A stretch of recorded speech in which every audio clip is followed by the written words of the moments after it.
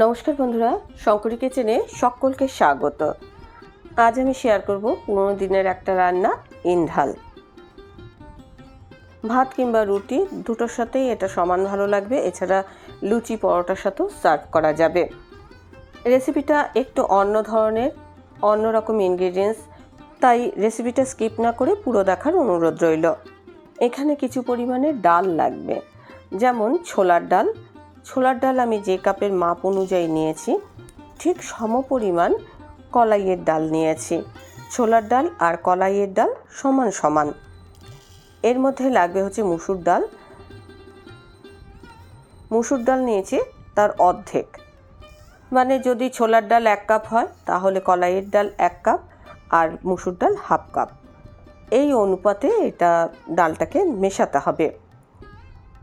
3টে ডাল এবার আমি একসঙ্গে ভালো করে ধুয়ে ঘন্টা 2-এর জন্য ভিজিয়ে রাখবো। আজকের রেসিপিটা দেখে ভালো লাগলে অবশ্যই একটা লাইক, শেয়ার ও কমেন্ট করবেন। বেল আইকন সমেত আমার চ্যানেলটা সাবস্ক্রাইব করে আমার পাশে থাকবেন। বেল আইকনটা ক্লিক করা থাকলে আমার যে কোনো রেসিপি বা আমি যাই আপলোড করি না কেন সবার আগে নোটিফিকেশান আপনার কাছেই পৌঁছে যাবে। ডালটা ভালো করে ধুয়ে পরিষ্কার জলে আমি ভিজিয়ে রাখলাম। রান্নাটাতে হিং লাগবে, কিছু পরিমাণ হিং আমি জলের মধ্যে ভিজিয়ে রেখে দিচ্ছি। হিংটা রান্নায় কিন্তু অবশ্যই ব্যবহার করতে হবে। ঘন্টা 2 পর ফিরে এলাম। ডালটা ফুলে কিন্তু ডবল হয়ে গেছে আর খুব সুন্দরভাবে ভিজে গেছে। এইবার ডালগুলোকে আমি পেস্ট করে নেব। একটা মিক্সিং জারে আমি ডালটা দিয়ে দিলাম। আপনারা কিন্তু এই ডাল শিলেও বেটে নিতে পারেন। যেহেতু এখানে 3 ধরনের ডাল আছে, এর টেস্টটা কিন্তু একদম অন্য ধরনের হবে, খেতে খুব ভালো হয়। শুধু একটু রান্নার প্রসেসিংয়ের জন্য এর টেস্ট অনেক বেড়ে যাবে। 3টে কাঁচা লঙ্কা দিয়ে ডালটা ভালো করে পেস্ট করে নেব। ডালটা পেস্ট হয়ে যাওয়ার পর আমি অন্য একটা পাত্রে নিয়ে নিচ্ছি। এবার এই ডালটাকে খুব ভালো করে ফেটিয়ে নিতে হবে। ফেটিয়ে নিলে এই ইন্ডালের টেস্ট কিন্তু অনেক ভালো হবে আর অনেক সফট হবে। ফেটাতে ফেটাতে দেখবেন এর কালারটা অনেকটা চেঞ্জ হয়ে গেছে। যখন দেখবেন এটা একটু সাদা মতো হয়ে এসছে তখন বুঝবেন যে এটা ফেটানো হয়ে গেছে। এর মধ্যে স্বাদ মতো নুন দিয়ে দিলাম, দিয়ে দিচ্ছি স্বাদ মতো চিনি। চিনি আপনাদের খুশি মতো ব্যবহার করতে পারেন, নাও করতে পারেন। আমার পার্সোনালি একটু ভালো লাগে তাই আমি দিয়েছি।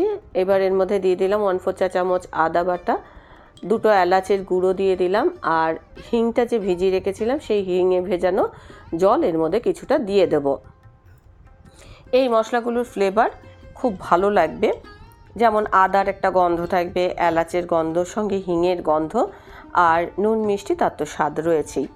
এবার সব কিছু ভালো করে মিশিয়ে নেব যেন ডালের মধ্যে পুরো মশলাটা ভালোভাবে মিশে যায়। দেখুন মশলাটা সম্পূর্ণ ডালের মধ্যে আমি ভালোভাবে মিশিয়ে নিয়েছি। এবার একটা পাত্রে আমি সামান্য পরিমাণ সর্ষের তেল মাখিয়ে নিচ্ছি। যে কোনো পাত্রে আপনারা এটা তৈরি করতে পারেন। সর্ষের তেল মাখিয়ে এবার যে ডালের মিশ্রণটা আমি তৈরি করে রেখেছি সেটা আমি ঢেলে দিয়ে দিলাম। আমি তো ননস্টিকের পাত্রে এটা করছি, এমন নয় যে ননস্টিকের পাত্রেই করতে হবে। আপনারা যে কোনো স্টিলের থালাতেও এটা করতে পারেন, তবে একটু কানা উঁচু থালা নিলে ভালো হবে। আমি হাতের সাহায্যে সব জায়গাটা সমানভাবে এটাকে ছড়িয়ে দিলাম আর একটু ট্যাপ করে নিয়েছি যাতে সব জায়গাটা সমানভাবে হয়। এবার আমি একটা পাত্রে জল গরম করতে দিয়েছি, তার উপরে স্ট্যান্ড বসিয়ে দিয়েছি। এবার যে ডাল আমি পাত্রটার মধ্যে রেখেছি সেই পাত্রটা স্ট্যান্ডের উপর বসিয়ে দিলাম। এবার আমি এটা চাপা দিয়ে ভাপে ভাপে রান্না করব। কম আছে 10 থেকে 15 মিনিট এটা রান্না হতে সময় লাগবে। যখন এটা ভাপ দেবেন দেখবেন খানিকক্ষণ পর এটা কিন্তু অনেকটা ফুলে গেছে আর এরকম শক্ত মতো হয়ে জমাট বেঁধেছে। যখন দেখবেন যে এটা জমাট বেঁধে গেছে তখন এটা গ্যাসের থেকে তুলে নেবেন। সেরকম হলে কোনো কাঠি বা ছুরি দিয়ে চেক করে নিতে পারেন। ঠান্ডা হয়ে যাওয়ার পর আমি এটাকে পিস পিস করে কেটে নেব। এটা চৌকো চৌকো করে আমি পিস করে নিচ্ছি, একটু বড় বড় আকারের পিস করছি। ছুরি দিয়ে আমি একটা সাইজ মতো কেটে নিলাম। এবার দেখুন এগুলো সহজেই একটু খোঁচা দিলে উঠে যাবে। এগুলো আপনাদের আমি কাছের থেকে দেখিয়ে দেবো যে কেমন দেখতে হয়েছে। এর মধ্যে তো মশলাপাতি দেওয়াই রয়েছে আর এগুলো দেখুন কত সফট হয়েছে, একটু হাত দিলেও বুঝতে পারবেন। এছাড়া এগুলো দেখেও বোঝা যাচ্ছে এটা কিন্তু অনেক সফট হয়েছে। এরকম কাঁচা অবস্থাতেও রান্না করা যেতে পারে, তবে আমি এগুলোকে ভেজে রান্না করব। কড়াইয়ে আমি সর্ষের তেল গরম করতে দিয়েছি। ভেজে রান্না করলে তেলের পরিমাণটা একটু বেশি লাগবে, কেননা এগুলো ভাজতে তেল লাগবে। একসঙ্গে 6-7টা করে আমি এই ইন্ডালগুলো ভেজে নেব। আর এগুলো একটা পাশ ভাজা হয়ে গেলে উল্টে আমি আরেকটা পাশ ভেজে নেব। আর এগুলো একটা সুন্দর কালার আসা পর্যন্ত আমি ভাজবো। এক একটা ব্যাচ ভাজতে মোটামুটি 3 থেকে 4 মিনিট সময় লাগবে। আমি যে পরিমাণ উপকরণ নিয়েছি তাতে 3 ব্যাচ ভাজতে লেগেছে।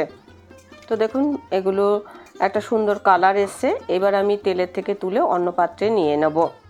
আর একইভাবে সব ইন্ডালগুলো আমি ভেজে নেব।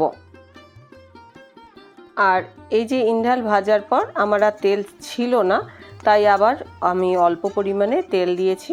তার মধ্যে 2টো তেজপাতা ফোড়ন দিয়েছি, সঙ্গে দিয়েছি 1 চা চামচ 5 ফোড়ন। 5 ফোড়ন তেজপাতা থেকে সুন্দর গন্ধ বেরিয়ে আসার পর আমি এর মধ্যে দিয়ে দিয়েছি 3টে ডুমো করে কেটে রাখা আলু। আলুগুলো বেশ লাল লাল করে আমি ভেজে নেব। আর চাপা দিয়ে ভাজবো যাতে আলুগুলো সেদ্ধও হয়ে যায়, আবার ভাজাটাও ভালোভাবে হয়ে যায়। আলুটা তো আমি ভেজে নিচ্ছি।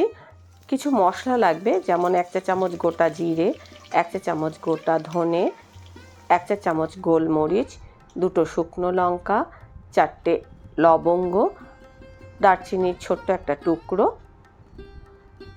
আর লাগবে 2টো এলাচ। এই সব মশলা আমি একসঙ্গে শিলে বেটে নেব। আপনারা মিক্সি জারে দিয়েও বাটতে পারেন। তো দেখুন মশলাটা বাটা হয়ে গেছে। এদিকে আলুটাও সুন্দরভাবে ভাজা হয়ে গেছে।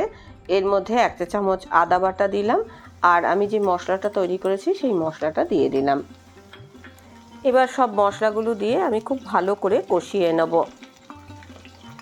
মশলাগুলো কষাতে কষাতে দেখবেন তেল ছাড়া ছাড়া মতো হয়ে এসছে। মিডিয়াম টু লো ফ্লেমে আমি এখন মশলাগুলো ভালো করে কষিয়ে নিয়েছি। এবার আমি এর মধ্যে হিং ভেজানো জলটা দিয়ে দেবো।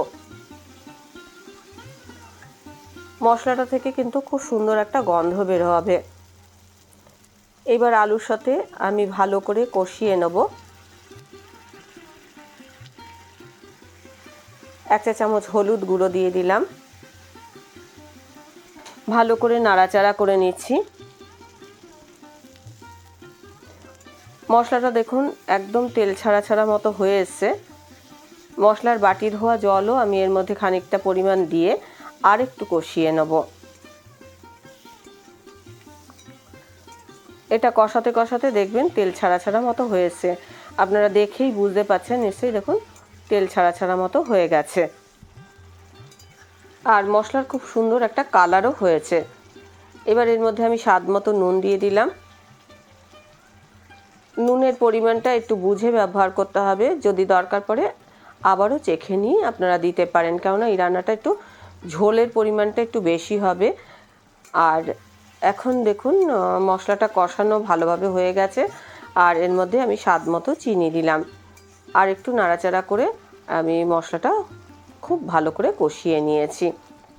বেশ সময় ধরে মশলাটা কষিয়েছি, তাতে রান্নার টেস্টটা খুব ভালো হবে। এবার পরিমাণ মতো জল এর মধ্যে আমি অ্যাড করছি। জলের পরিমাণ কিন্তু একটু বেশি দিতে হবে, কেননা এই যে ইন্ডালগুলো আমি তৈরি করেছি সেগুলো কিন্তু অনেকটা ঝোল টেনে নেবে, সেই জন্য ঝোলের পরিমাণ একটু বেশি রাখার চেষ্টা করবেন। চাপা দিয়ে আমি হাই ফ্লেমে এখন ফুটিয়ে নিয়েছি। দেখুন টকবক করে ফুটছে। এবার আমি একটু দেখে নেব যে আলুটা সেদ্ধ হয়েছে কিনা। আলুটা খুব ভালোভাবে সেদ্ধ হয়ে গেছে। আলুটা ভালোভাবে সেদ্ধ হয়ে যাওয়ার পর আমি ইন্ডালগুলোকে ঝোলের মধ্যে অ্যাড করে দিচ্ছি। এই যে এতটা পরিমাণ ঝোল দেখছেন, খানিকক্ষণ পর কিন্তু এই ঝোলটা টেনে নেবে। আমি এখন গ্যাসের ফ্লেমটা অফ করে দিয়েছি। একটা ফুট দিয়েই অফ করে দিতে হবে। আর উপর থেকে 1 চা চামচ ঘি ছড়িয়ে আমি সামান্য এটা রেস্ট দেব, তারপর পরিবেশন করব। ঝোলের মধ্যে এটা আমি একটা ফুট দিয়েছি, বেশি ফোটাবেন না, তাহলে ভেঙে যাওয়ার সম্ভাবনা থাকবে। আপনাদের একটু কেটে আমি দেখিয়ে দিচ্ছি, দেখুন কতটা সফট হয়েছে। বেশি ফোটাবার প্রয়োজন নেই। আর এগুলো আরও খানিকক্ষণ পর ঝোল আরও টেনে নেবে, আরও কিন্তু সফট হবে। গরম গরম ভাত, রুটি, লুচি, পরোটা এগুলোর সাথে আপনারা সার্ভ করতে পারেন। রেসিপিটা ভালো লাগলে অবশ্যই একটা লাইক দেবেন, প্রচুর প্রচুর শেয়ার করবেন। আমার চ্যানেলটা ভালো লাগলে অবশ্যই সাবস্ক্রাইব করে নেবেন। আজকের রেসিপি এই পর্যন্ত। দেখা হবে নতুন কোনো রেসিপি নিয়ে নতুন কোনো এপিসোডে।